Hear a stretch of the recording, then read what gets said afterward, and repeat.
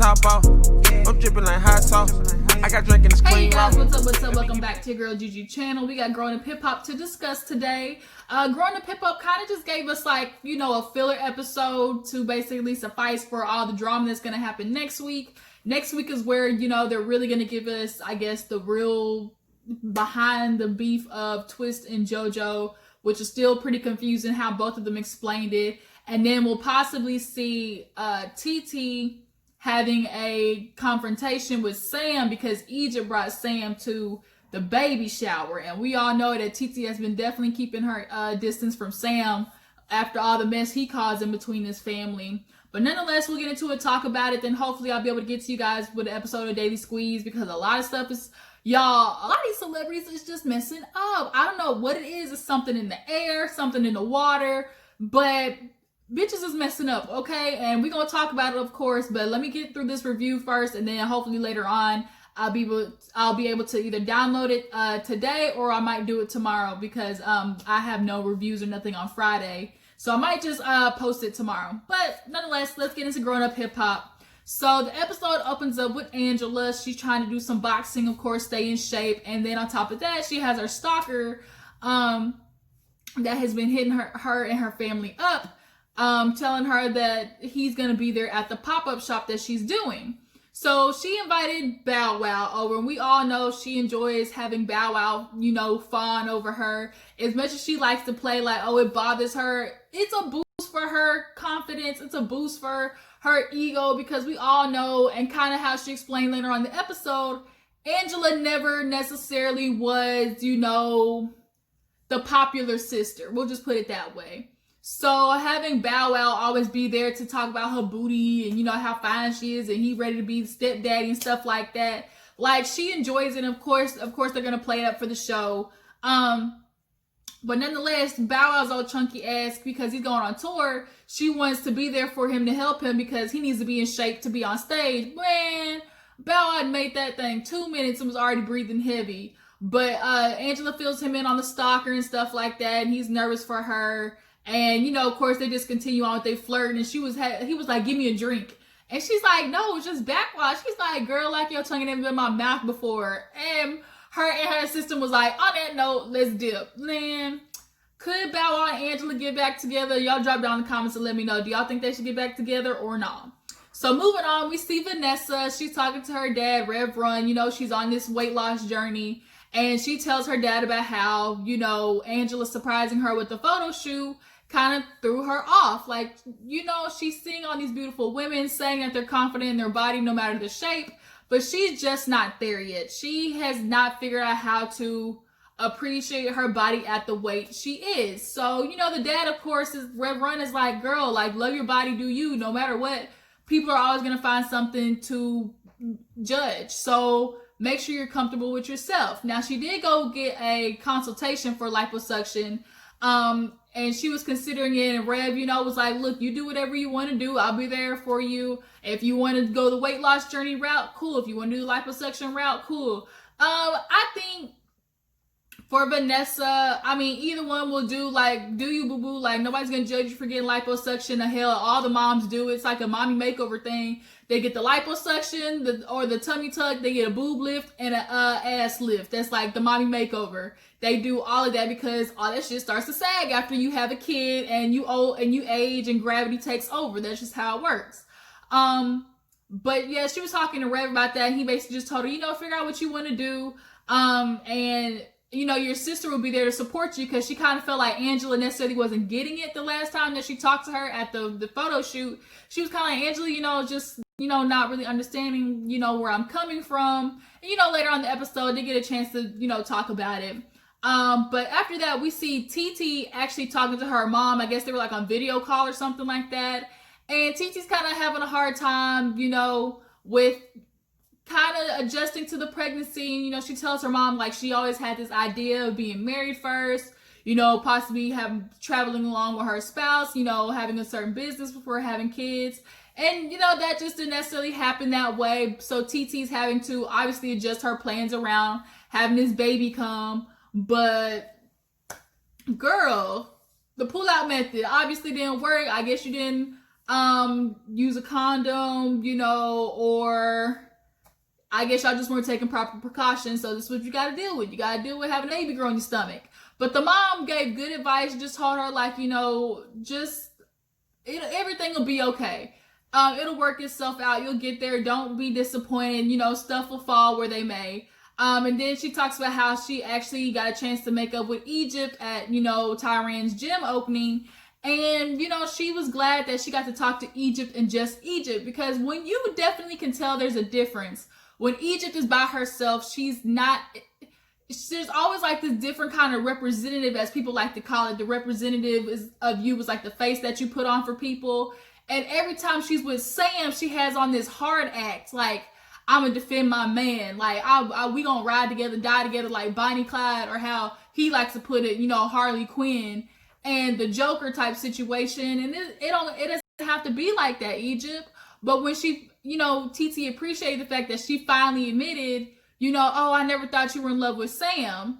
And I'm still, you know, I still am looking at Egypt's side eye saying that, because if you knew that, why did you allow Sam to perpetuate that kind of that notation or that narrative that was what Teetee was doing? Oh, she was walking out, you know, her towel inappropriate. She wants Sam. She's in love with Sam, so much to the soul that when Teetee tried to talk to Peppa at your birthday party, Peppa dismissed her and was questioning her. So you're a punk, Egypt. You allowed Sam to sit there and basically manipulate you into going along with this idea that you honestly truly didn't believe.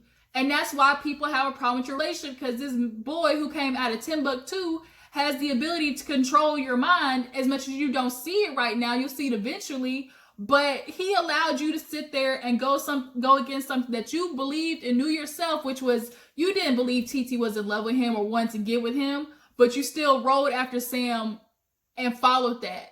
So you betrayed your own family and you allowed Teetee to go out there and look that way. So Teetee had every right to be upset and is not inviting him to the baby shower. She still wants to keep her boundaries. She'll have a relationship with Egypt, but Sam, on the other hand, no. And I can't fault her for that at all. Teetee's mom is just like, look, you know, we're just gonna have to support her. You know, she has this idea of, you know, I'm gonna show everybody I'm a grown woman by asserting myself and being super aggressive, but she has this idea of what a grown woman represents in her head, like, oh, I got a buck for everything. And that's not what being a grown woman is, or showing people that, you know, you can take care of yourself or you're an adult. Like, Egypt has the wrong idea of that, but as she gets older, it'll start to form and come out the right way of defending herself and learning how to talk to people. Like, you don't have to fight people to show that you're an adult, which is what she did with Brianna. But moving on, so talking about what happened next. Oh, I think Jojo and his girl, is his wife, what's the wife's name? Is it Shanice? I think it's Shanice. But he was having like a little breakfast scene, and they were talking about how, you know, he heard about the stalker that's going to be at Angela's pop-up event. You know, he's worried for her. He wants to be the big brother and protect, or is he a little brother or big brother? Nonetheless, he wants to be the brother to protect her, and, you know, doesn't want anything to happen. Y'all, isn't it crazy how much Jojo's wife looks like Reverend's wife? Like, they kind of favor each other low-key. If you look at her, like, they really favor each other. But yeah, he was talking about how he wants to be there, make sure, like, Angela's set. So then we see Teetee and Brianna actually end up going to like a little baby store, and Brianna this season, you can tell her evolution. She's definitely growing as a woman. And what I can appreciate about Brianna is when she's your friend, bitch, she gonna ride for you. And Egypt, you really messed up because Brianna was riding for you. You can tell when she's loyal to somebody, she really keeps it that way. And her and Teetee have been, you know, they had their kind of quarrel in the past, but now, like, they ride for each other. But nonetheless, you know, she's checking on Teetee, how she's doing. She looks beautiful pregnant, but you can just tell she's hiding the stress. And, you know, Teetee said, look, you know, I had this idea of, you know, I wasn't going to have a baby out of wedlock. And, you know, what's her boy's name? Sean or Shane. He wants a boy. And Brianna wants a boy. And, you know, Brianna kept digging. She's like, yeah, girl, you know, that's all fine and dandy, but tell me how you really feel. And she started tearing up, and, you know, she just talked about how she talked to her therapist, and her therapist kind of was like, basically saying you're kind of coming off as if you're ashamed that, you know, you got pregnant and you're not necessarily at a point in life where most people would, you know, socially say you're supposed to be, which is, you know, married, have a husband, a job, you know, set steady. I don't necessarily know what Teetee does. But you can just tell, like, she just had this plan, as most people do, and a baby just kind of, you know, it just throws a wedge in it.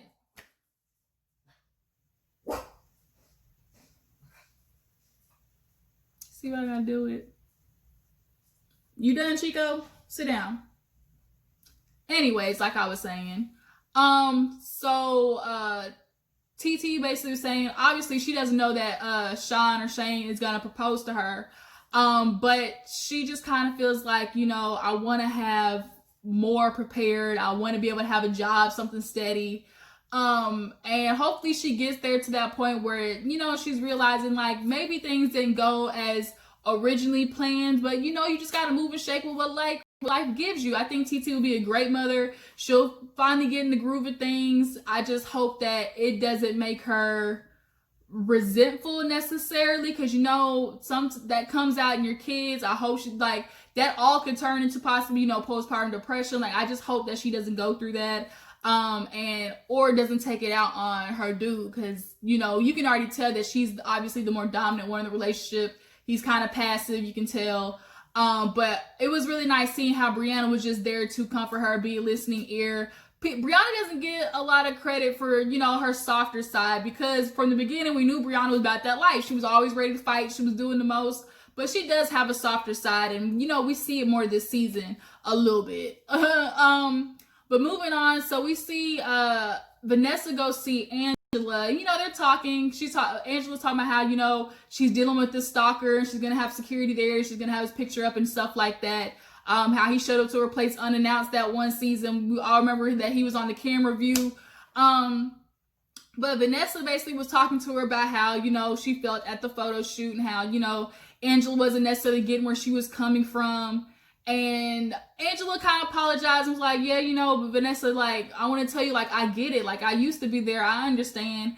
And I don't think Angela was initially trying to be rude, but there was a part of her subconscious that took a little pleasure in having a bikini shoot and being, you know, the one in shape and confident, because growing up, that was not Angela. You know, you see Angela explain, like, you know, back in the day, I was the thick one, Vanessa was the pretty skinny one, and she was like, I went through my stuff early. Basically, Angela developed a thick skin for this early because she was getting, you know, her little trolls early. So for Vanessa, this is new. That's why it's hitting her hard, because she's always been the pretty sister, the sister who, you know, people admired. She was, you know, had the long hair and stuff like that, and, you know, Angela, I think, slightly, you know, kind of took, I ain't gonna say she took a little pleasure in it. I think her subconscious was speaking when she was just looking at, like, Vanessa, like, okay, so you're gonna do something about it?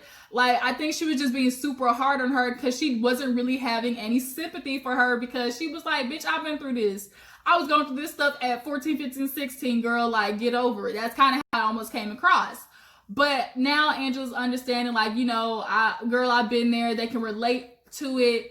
And we all know Vanessa is going to have to learn how to either, you know, gonna suck it up and lose his weight, because she told her she wasn't going to do the liposuction thing. It wasn't for her. Not only is it just about, you know, working out, but, you know, fixing the mentality, choosing a way to work, and, you know, as well as you are working out, you're also, you know, working out your brain, getting a new mindset. Like, all that stuff Vanessa's going to have to do. So Angela kind of did a peace offering by bringing her stylist, bringing her some new clothes. She wants to teach Vanessa how to be confident. So that suit, that very first suit that Vanessa put on, was bad. I love the color blocking. It shaped her well. Her little yeeks back there was popping out right. Like, Vanessa looked really good in her suit, and you could tell just putting on those clothes in the right way made her feel really good about herself. And her and Angela kind of had more of a sister bonding moment, because you could just tell at sometimes Angela just does not have pity or sympathy for Vanessa. I think it's just her little childhood, you know, traumas partially coming up.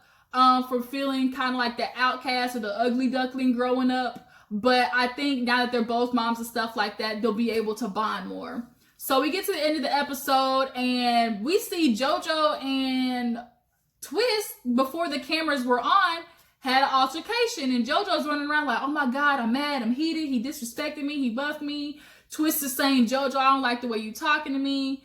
Shanice is over there in that badass bra girl. You a double D, not a B, okay? Or a whatever bra she had on under that top. But if y'all go look back at it, it was cutting off all her circulation to her chest cavity. I don't know what that was. Had her all boobs overflowing the top. It was not cured. It was not cute. But out of nowhere, it's like, why are Twist and Jojo fighting? So in the midst of that, this damn stalker is there, and y'all, let's keep it funky. Let's keep it a buck. Let's keep it a stack. Let's keep it G. Let's keep it real. Who the fuck y'all hired to come over there and sit down and play this stalker? Because if it was a real stalker, the one that showed up to her house, unannounced and stuff like that, somebody would have had a taser waiting. If I was Jojo, I would have had a handheld taser, some pepper spray, something. Because you're not going to be that nice to somebody who's threatened your sister and your family and all this type of stuff. Like, that's not how it's gonna be. But Jojo was over there talking to him on, oh, you know, what's going on? Why my sister feels stalked by you? Man, I just want to take her on a date. That's what the dude said. I just want to take her. He's like, yeah, okay, you know, you're gonna have to admire her from afar. Like, we're not gonna do this. So Jojo scooted him on right along and told Angela like he left. But she's pulling up out of nowhere. He ends up in the shoe store. So then her assistant had to be the one to go in there and, you know, basically kick the dude out, whoever they hired. And she's like, man, I told you to leave. I already hit you up on Instagram. I told you we're not going to play this. Like, if you come, there's going to be some issues. And then on top of that, Angela, you gave security his picture. So where was security and all this? Why did the assistant have to go and you know, diss him out of the place? Like, that's like I get it. Y'all playing with the storyline, but like, come on now. So when Angela's pulling up, the dude is standing there, I guess outside like where the little food truck is at, and finally gets him to leave. So after that's done, Jojo and Twist kind of have a conversation, and Jojo's like, Twist, what's going on? And all Twist said was like, look, man, like I said, don't disrespect me. And Jojo's like, man, I talk to you like how I normally talk to you. What's going on? And Twist is like, man, you don't want it right now. And that's kind of where the episode ends. So we're going to see next week a whole lot. And I appreciate you guys for tuning in. Drop down in the comments. Tell me how you feel about Vanessa and Angela having this conversation. Do you think Teetee is wrong for not inviting Sam to her baby shower? Or do y'all agree with her? Appreciate you for tuning in. Before you go, make sure you like the video, subscribe to my channel. And I'll catch all y'all hoes later. Deuces.